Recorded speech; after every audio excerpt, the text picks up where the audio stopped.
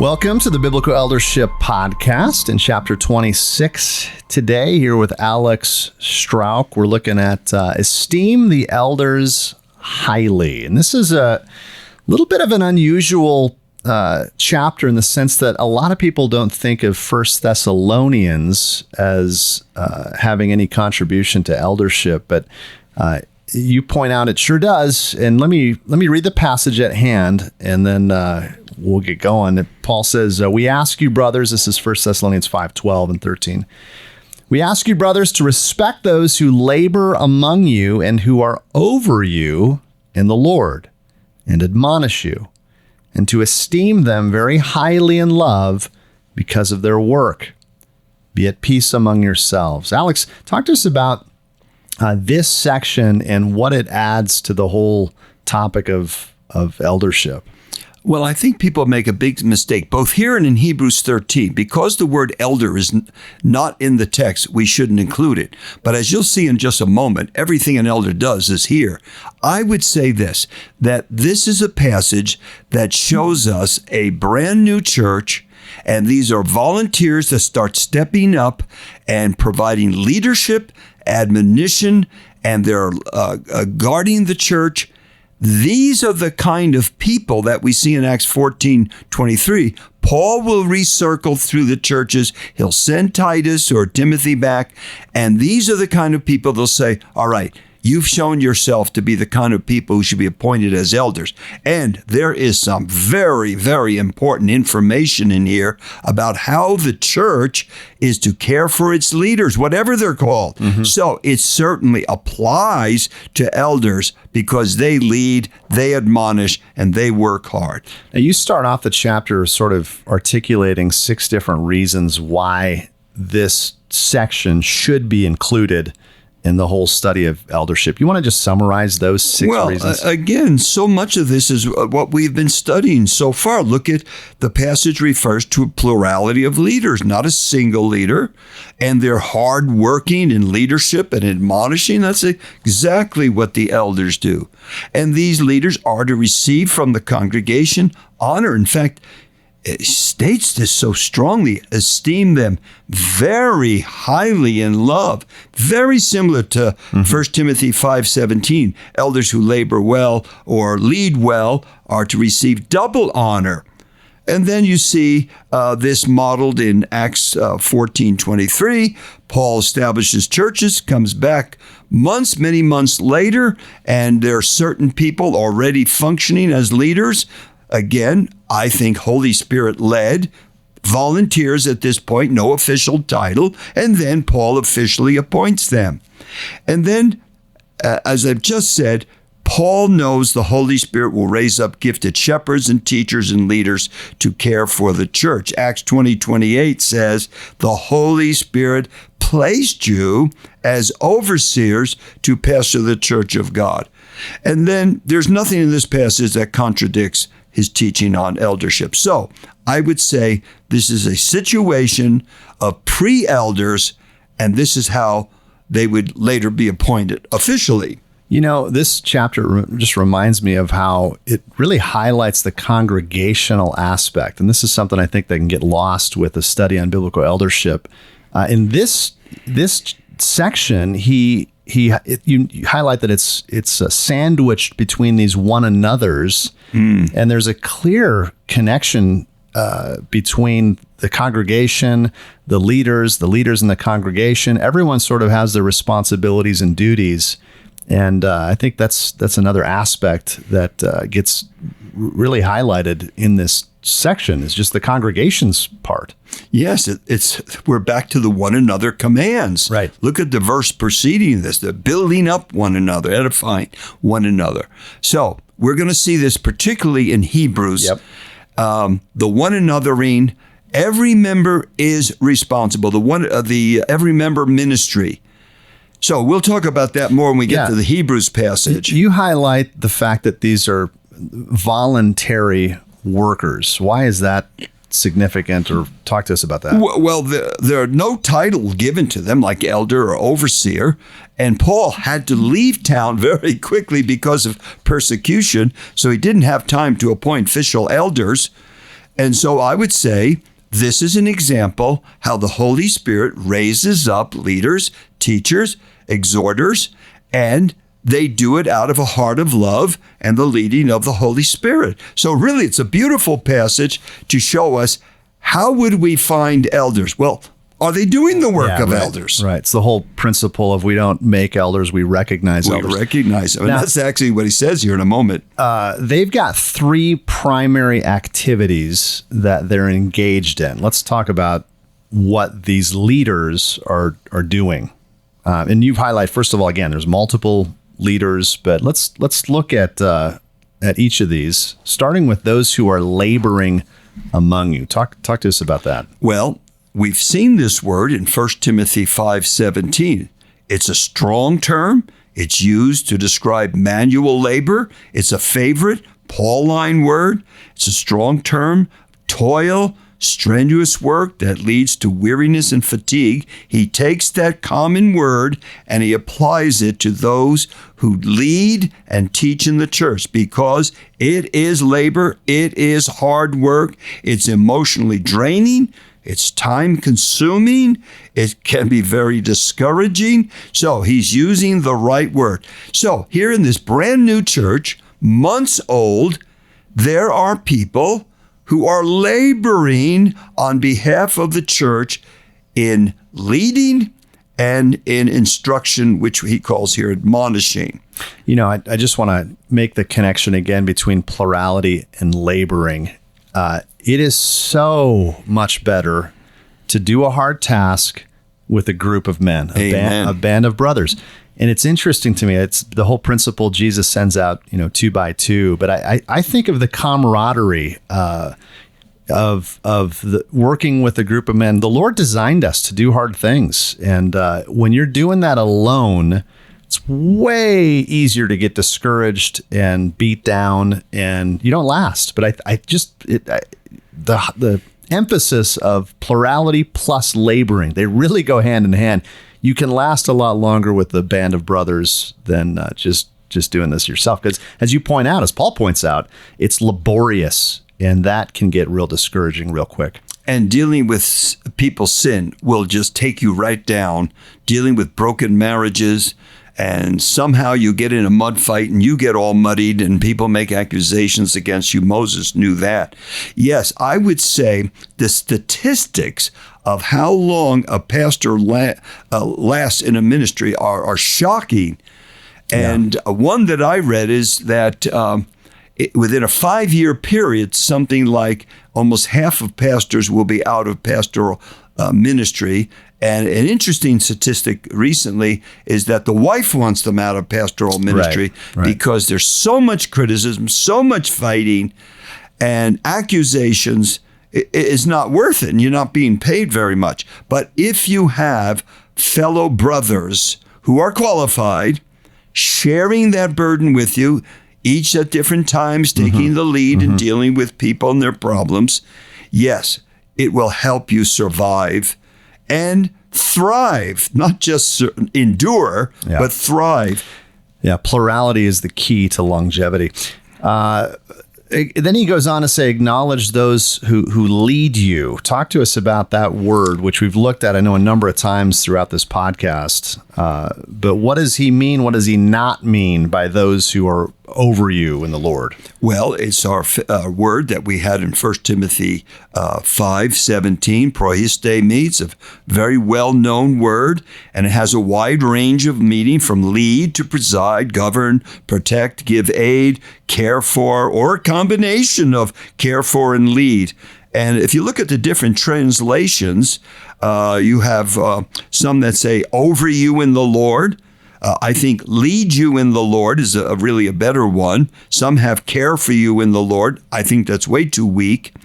Are in leadership over you in the Lord. That's a good one, NASB. Preside over you in the Lord. Notice you've got to add in the Lord. It's in the Lord's doings, the Lord's work, the Lord's people. You're not over people in just some general way. You can tell them what to do. Now, this word is used, and we've already seen it on the qualifications, the father's management of his home. We saw that in 1 Timothy 3:4. The work of elders in leading the church. We saw that in 1 Timothy 5:17. It's a word used of spiritual gifts in Romans 12:8. And then it's used even more generally, devotion to good works, Titus 3. So we have seen this word before. Context. Context will give us the special nuance of this word.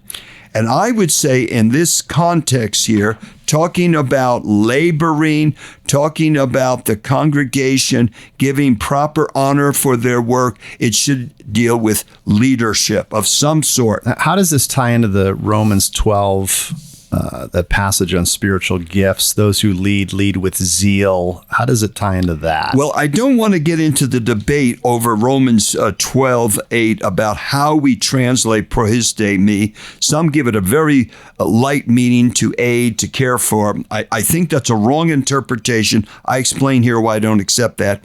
I think the context of what the church is to do, these are leaders in the church. And that's why they're to be honored for their work. So they're not just caretakers, they're leaders. No. And I think care for would be included in leading. Sure. But the great thing about Romans 12:8 is the little adverbial phrase, with zeal. Yeah. Some of these people had a spiritual gift of leading, and it's a very important gift for any group of people to have some leaders, but let them do this with zeal. Diligently, with zeal. So that's actually a command for all of us who are leaders. Don't be goof-offs. Put your heart, put your shoulder to the plow. Minimalists. Minimalists, yes. Then he says, acknowledge those who admonish you. So what's he getting at here? Well, the word admonish is a very, very normal word, a key word in the New Testament. We've already seen it in Acts chapter 20. Admonishing has the idea of instruction with the warning, correcting nuance to it, calling for behavioral and attitude changes. And there's a wonderful little quote here by John Stott, if you wouldn't mind reading that. Stott talks about nutheteo. He says it's almost invariably used in an ethical context. It means to warn against bad behavior and its consequences, and to reprove, even discipline those who have done wrong.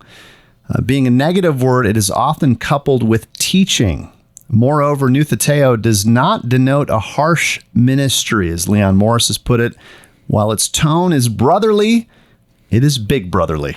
Well, the word sometimes is translated instruction. It is a aspect of teaching and instruction, but a more negative or correcting, warning aspect to the teaching ministry, and very much needed in a sinful world. Sometimes we as leaders don't want to correct and warn, but it's a major part of protecting people from their own sin. We have to warn people. We have to give them negative instruction. Yeah, this is an unpopular aspect of eldership. It reminds me of a parent who just wants to be a buddy with their kids and not actually parent them. Elders can't just be buddies with everyone. They've got to get in there sometimes and correct. You've got this long quote from James Denny. I'll just read the last part of it.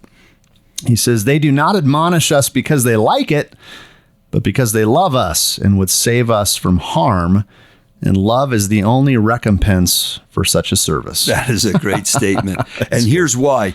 We can actually hurt people if we don't warn them. Can you imagine your child playing around with a poisonous snake and you say, son, get away from that snake. Don't be near it. Oh, Dad, I know how to handle him. Son, you don't. He's a snake. Yeah. And he's a trickster, and he'll be all over you. No, you warn people of sin, the consequences of sin. You warn them of what you see is coming in the future in a person's life. So it's a part of our ministry. We don't like to normally do it, but we're talking about saving lives. Now, he makes a transition in verse 13 and urges them to esteem them, the leaders, very highly in love. Let's talk about this statement.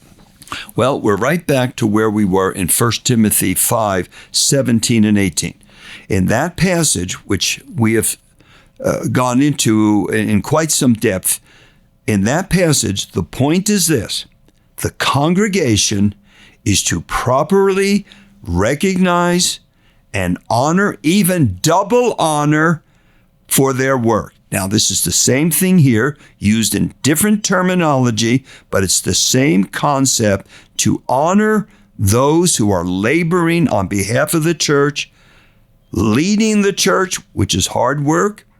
Sometimes people get real angry at you. It's not often pleasant. And then instruction that might be more of a warning and correction. So Paul is very, very concerned that the congregation acknowledge these people and esteem them, well, he says here, in the very highest way, super abundantly. Yeah, it almost sounds superfluous, like he's going above and beyond. You've got William Hendrickson adds this incredible statement on this. He says, note the piling up of prefixes in this word. The ocean of esteem, having reached its outermost perimeter, reaches even higher and begins to flow outward, overflowing its banks. Such is the esteem for the Lord's leaders and the Lord's shepherds in the church. First of all, it's an encouraging word, but quite a statement that Paul makes. Well, it's an intensive adverb that means most highly, super abundantly, most exceedingly. So it's an unusual word. As Hendrick says, it's piling up these prefixes to tell the congregation they deserve this kind of honor or esteem, if you want. Yeah, I think this would be encouraging to elders, not that they're looking for this, but to have a culture, to foster a culture in the local church where we love the leaders. We want to esteem them highly because of this. This is no joke. They're not. A lot of them aren't getting paid for this. This is not something they're volunteering, most of them, and using their resources to serve. Let's esteem them for this. This is hard work. So. You know, most of the time we emphasize the leaders loving the people, working for the people. Right. Here, it's the congregation's responsibility, not just the leaders, to esteem them abundantly in love because of their work. So the congregation has obligations just as much. Next, I want you to point out that God cares about how we treat those people in authority. Well, yeah, I was just going to say that I really struck me just going over this chapter again. Paul, when he realized he had accidentally spoken rudely to the high priest, didn't know who he was, Ananias, he apologized and said, I did not know, brothers, that he was the high priest, for it is written, you shall not speak evil of a ruler of your people. I think that was a great cross-reference just to highlight. We need to be careful. I think we can do this with leaders, government leaders. We can kind of so easily, we have kind of a culture of disparaging leadership, feeling pretty comfortable throwing down on leaders. And this was a good check for me anyway, of just thinking, no, Paul catches himself and says, quotes the Old Testament, you shall not speak evil of a ruler of your people. I mean, it's a good word. And they weren't real nice people he's talking about. Right. They killed the Lord Jesus Christ. Right. But there's an authority. It's an appreciation of God's authority. So. Well, the same thing with any of our rulers. We are to obey them, Romans 13 says.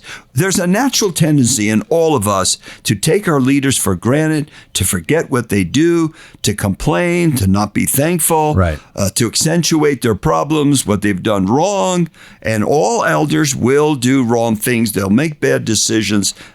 And sometimes they do really bad things and wrong things. Well, there's a proper way to deal with that, and that's not crucifying them. Right. He adds that little statement, in love. Oh, that is important. Well, talk to me about that. Well, this is the glue that holds the congregation and the church together. Yes, as I just said, elders sometimes can hurt you. I don't think there's anyone in the church who hasn't had some complaint against their elders or an elder. Well, love covers a multitude of sins. Look at the 15 descriptions of love in 1 Corinthians 13. Love suffers long. love is kind. Well, if we just stopped with those two, we'd be in good shape. Right. Yes, love. By the way, here's an interesting point. People think John's the great writer of love. Well, Paul writes more about love than John does.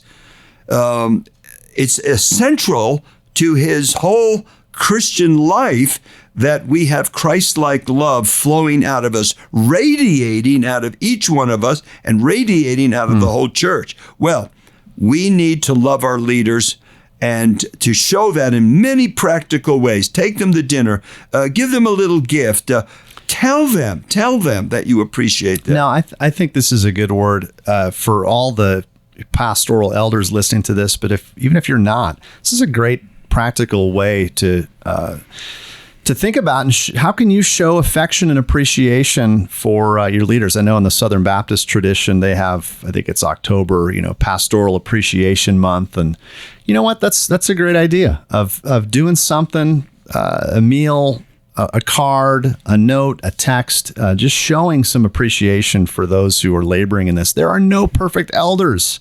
You've probably been hurt. You've probably been disappointed. Well, join the club.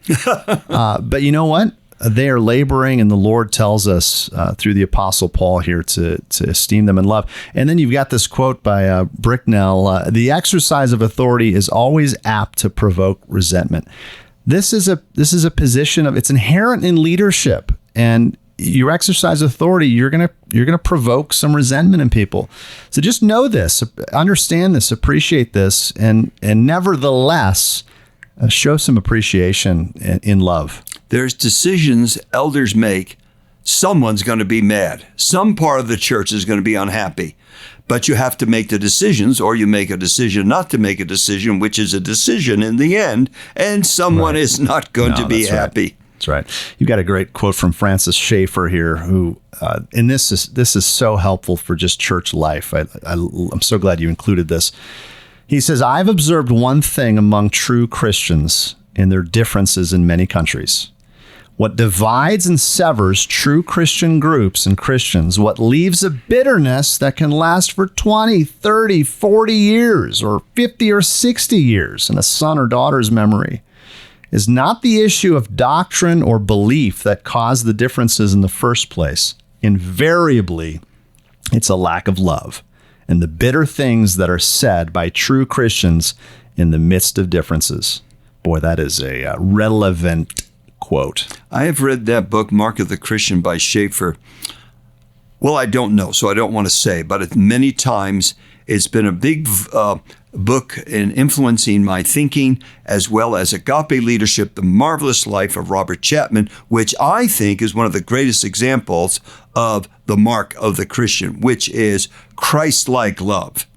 We forgive. There's an elasticity to our love. We stretch and strain and grow in our capacity to love and endure. And imagine Paul loving on the Corinthians. I mean, they were a troubled group, and they had all kinds of petty criticisms of Paul, and yet his statements of love, we're here to live with you and die with you. If I love you more, am I going to be loved less? I mean, it's so emotional.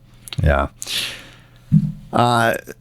Love them in their work, or esteem them highly in love for their work.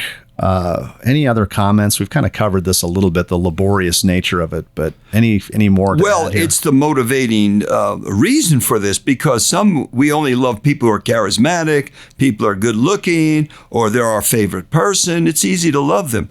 But what he's saying is you love them because of their work. And what is their work? Well, we've already seen it. Laboring in leading and admonishing. So they have a hard work. And there's really a sense of obligation here because of what they do, not just because you like them or don't like them. It's the right thing to do to esteem them very highly in love because of their labors. All of this just ties into just being a peacemaker and to being the kind of Christian to esteem the leaders and foster forgiveness and reconciliation and love and covering a multitude of sins, which no doubt will happen in a local church. I think this whole section is so helpful for just the congregational aspect of how we relate to leaders, how the leaders relate to the church. Any other closing comments on this chapter, Well, Alex? I want to just say a little bit about this peace. He closes here with, be at peace with one another. There is this natural tendency among the leaders and the followers to fall into tension and conflict. It's very, very natural for sinners to do this. But they are living in a very, very hostile environment. It's an environment that hates the church, rejects their beliefs in Jesus Messiah. They're already in this hostile environment.